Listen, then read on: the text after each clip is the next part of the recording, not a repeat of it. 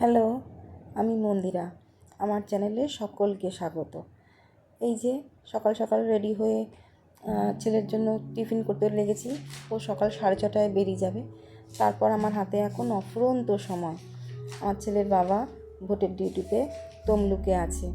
তমলুক রাজবাড়িতে আজকে ও গিয়েছিল।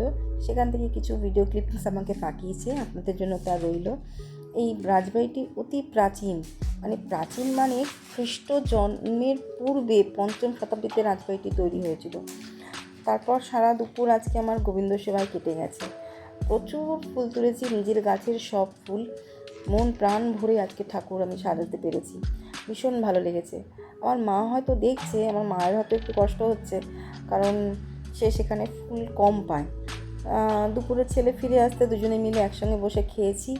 দিনটা ভালোই কেটেছে মোটামুটি। আশা করি আপনাদেরও সকলের দিন ভালো কেটেছে। শুভরাত্রি।